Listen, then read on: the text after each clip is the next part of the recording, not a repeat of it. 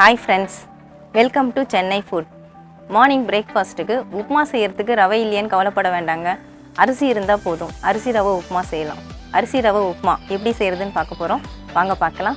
அரிசி ரவை உப்புமா செய்யிறதுக்காக நான் 200 கிராம் அளவுக்கு புழுங்கலரிசி எடுத்துர்க்கேன். சாப்பாடு அரிசி தான் எடுத்துர்க்கேன்.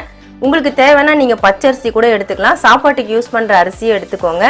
நான் இந்த அரிசியை நல்லா கழுவி வெயில்ல காய வச்சு எடுத்து வச்சிருக்கேன்.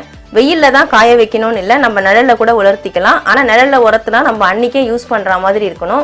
அந்த அரிசியை நம்ம எடுத்து வைக்க கூடாது. வெயில்ல காய வச்சா எவ்வளவு நாள் வேணாலும் நம்ம வச்சுக்கலாம். நீங்க மொத்தமா கூட 1 கிலோ அரிசியை வெயில்ல கழுவி காய வச்சு இதே மாதிரி எடுத்து வச்சுக்கிட்டா நமக்கு தேவைப்படும் பொழுதெல்லாம் இந்த அரிசியை ரவையா உடைச்சி நம்ம அரிசி ரவை உப்புமா செஞ்சுக்கலாம். இப்போ இந்த அரிசியை நம்ம ரவை உடைக்கணும். மிக்ஸி ஜாருக்கு மாத்தி விட்டுக்கலாம். நீங்க நிறைய அரைக்கிறதா இருந்தா மிஷின்ல கொடுத்து கூட நீங்க ரவை உடைச்சி வச்சுக்கலாம். நான் கொஞ்சமா செய்யறதுனால நான் மிக்ஸி ஜார்ல மாத்திடுறேன். மிக்ஸி ஜார்ல அரை ஜார் இருக்க மாதிரி பார்த்துக்கோங்க. மிக்ஸி ஜார் ஃபுல்லா வரக்கூடாது. ஃபுல்லா நீங்க அரிசி சேர்த்தீங்கன்னா ரவை சரியா உடையாது. அரை ஜார் பாதி அளவுக்கு இருக்கிற மாதிரி நீங்க அரிசி சேர்த்துக்கோங்க. டேஸ்ட்டுக்காக 1/4 ஸ்பூன் மிளகு, 1/4 ஸ்பூன் சீரகம், 1/2 ஸ்பூன் துவரம்பருப்பு இது எல்லாத்தையும் இதில் சேர்த்துடலாம். இது எல்லாமே ஒன்றும் பாதியமாக உடைஞ்சா போதும், அதனால இதிலே சேர்த்து உடைச்சிக்கலாம். ஜாரை மூடி போட்டுட்டு பல்ஸ் மோடில் வச்சு ஃபியூ செகண்ட்ஸ் வச்சு எடுத்தா போறோங்க. ரவை ரெடி ஆயிடும். நான் உடைச்ச பிறகு எப்படி இருக்குன்னு காட்டுறேன். பல்ஸ் மோடில் வச்சு ஒரு 2-3 முறை ஆஃப் பண்ணி நான் உடைச்சிருக்கேங்க. பாருங்க, ரவை சூப்பராக உடைஞ்சிருச்சு. இந்த மாதிரி தான் இருக்கும் ரவை உடைஞ்சதுக்கப்புறம். ரொம்ப மாவாக்கிடாதீங்க. இந்த அளவுக்கு இருந்தால் போதும். அப்போதான் ரவை உப்புமா நல்லா உதிரியாக இருக்கும்.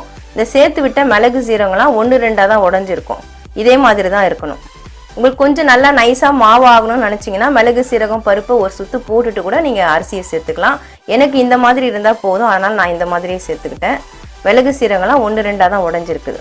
இப்போ இந்த அரிசி ரவையை வச்சு உப்புமா செய்ய போகிறோம். எப்படி செய்யறதுன்னு பார்ப்போம்.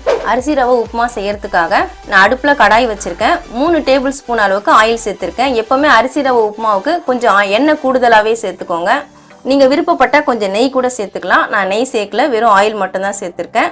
1/2 ஸ்பூன் கடுகு, 1 ஸ்பூன் கடலைப்பருப்பு, 1 ஸ்பூன் உளுத்தம்பருப்பு, 1 காஞ்ச மிளகாயை லைட்டாக டாப்பில் மட்டும் கிள்ளி விட்டுருக்கிறேன். ரொம்ப கிள்ளி விட்டோம்னா அதில் இருக்கிற விதையெல்லாம் உப்புமாவில் வந்துடும்.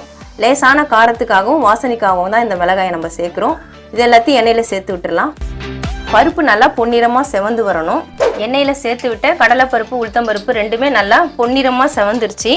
பாருங்க, இந்த அளவுக்கு பொன்னிறமாக செவந்தா போதும். இதுக்கு மேலே கருகு விடக்கூடாது. கடுகும் நல்லா வெடிக்க ஆரம்பிச்சிருச்சு. கொஞ்சமாக பெருங்காயத்தூள் சேர்த்துக்கலாம். நான் 1/4 ஸ்பூன் அளவுக்கு பெருங்காயத்தூள் சேர்த்துருக்கேன்.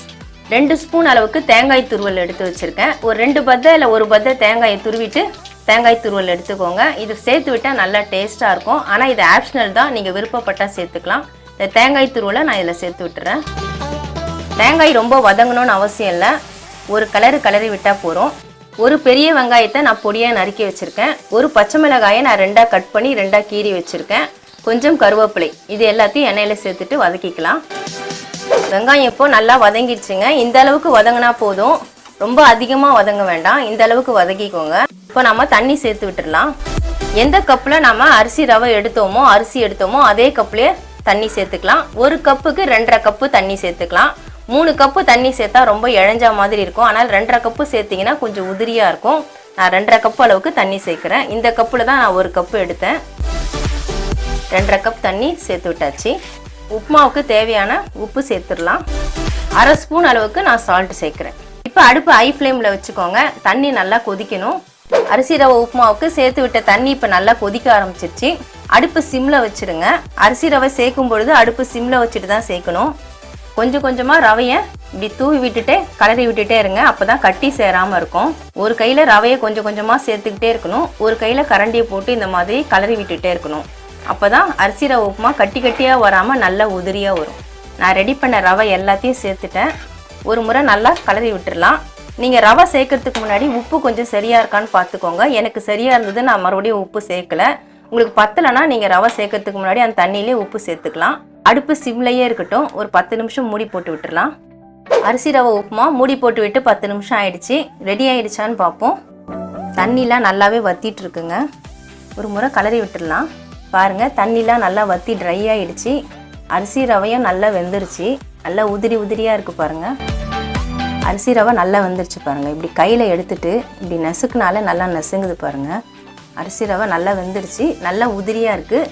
இருந்தாலும் ஒரு முறை கலரி விட்டுட்டு மறுபடியும் ஒரு 2 நிமிஷம் நாம மூடி போட்டு விட்டுறலாம். அடுப்பு சிம்லயே இருக்கட்டும்.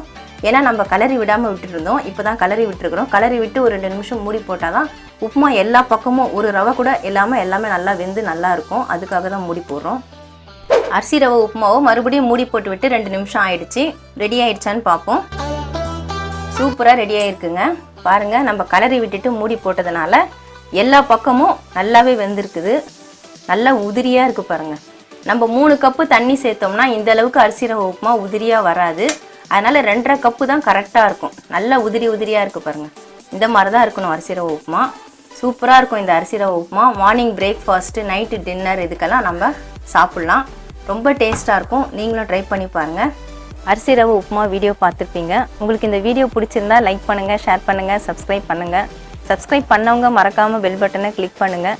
இந்த வீடியோவில் ஏதாவது டவுட்ஸ் இருந்தால் கமெண்ட்ஸில் கேளுங்கள். நன்றி, வணக்கம்.